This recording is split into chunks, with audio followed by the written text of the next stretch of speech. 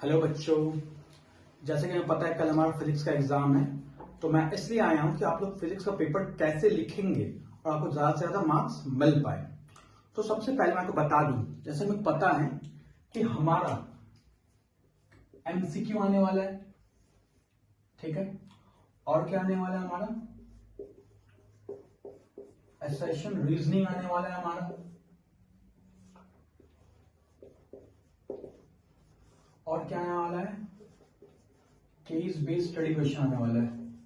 ठीक है, चलो केस बेस्ड स्टडी क्वेश्चन, ठीक है, ये हमारा कुल मिला के 12 क्वेश्चन आने वाले हैं। ठीक है, ये हमारे 4 आने वाले हैं और ये हमारे 8 आने वाले हैं, मतलब कुल मिला के 24 मार्क्स, जिसमें कि आपको ऑप्शन मिल जाएगा।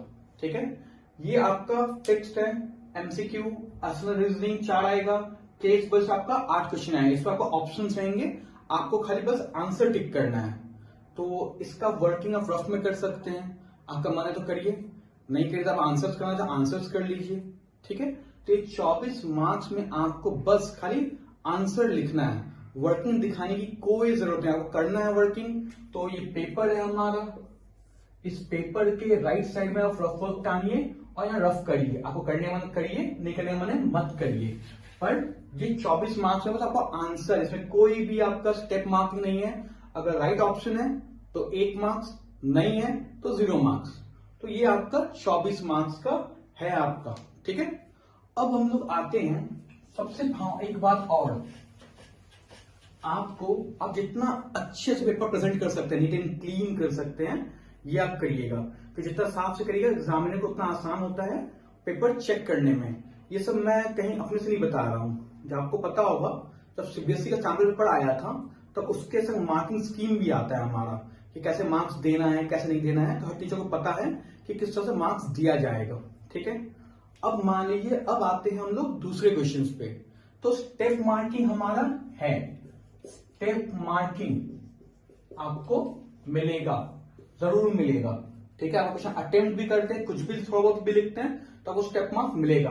मान लीजिए आपके पास क्या है, हमारा न्यूमेरिकल है कोई भी चीज का, आपको बस उसका फॉर्मूला आता है। ठीक है, तो आप क्या करिए, उसमें फॉर्मूला जो भी है आपको आता है वो लिख दीजिए, उसका आपको हाफ नंबर मिल जाता है।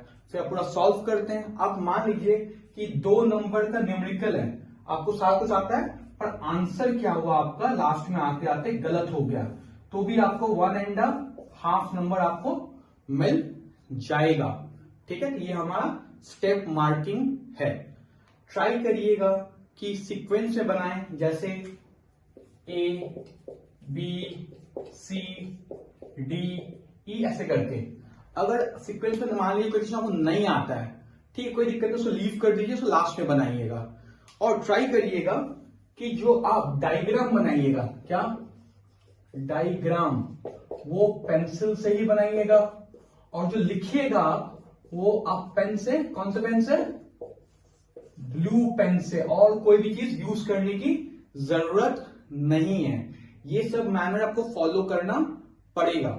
ठीक है, क्या बोला, सीक्वेंसाइज करिए, स्टेप मार्किंग है सब चीज में आपका। ठीक है, और आपको अगर मान लिया आंसर आता है, मान कोई न्यूमेरिकल बनाए, कोई आंसर आपका आ गया, तो उसको क्या करिए, अंडरलाइन कर लीजिए। इससे क्या होगा, टीचर का नजर फट से उसमें पड़ जाएगा, टिक करेगा, मार्क्स देगा, निकल जाएगा। क्योंकि टीचर का बहुत बंडल ऑफ पेपर होते हैं, तो उनका उतना नहीं एक लाइन पढ़ने का, वो देखते हैं नीट एंड क्लीन, देखते हैं थोड़ा सा, हाँ ये आया राइट करके निकल जाते हैं। तो आप ट्राई करिएगा कि ज्यादा से ज्यादा अच्छे तरह से बनाने का कोशिश करिएगा। एक चीज और, अगर आपका डिफरेंस आता है, क्या आता है, डिफरेंस, तो इसको आप क्या करिएगा, टेबल के फॉर्म में लिखिएगा। किसके फॉर्म में, टेबल के फॉर्म में, और कैसे,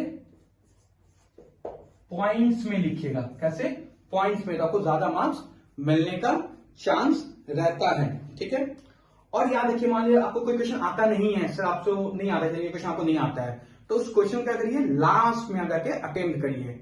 उस क्वेश्चन में जो उस क्वेश्चन से रिलेटेड आपको जो भी कुछ आपको पता है, जो भी कुछ, उसको भर दीजिए, उस पेज को, उस आंसर को भर दीजिए। आपको कुछ भी नहीं आता है तो कम से कम आप क्वेश्चन ही लिख दीजिए, प्रैक्टिस छोड़िएगा मत, क्योंकि हमारा सीबीएसई बोर्ड में नेगेटिव मार्किंग नहीं है।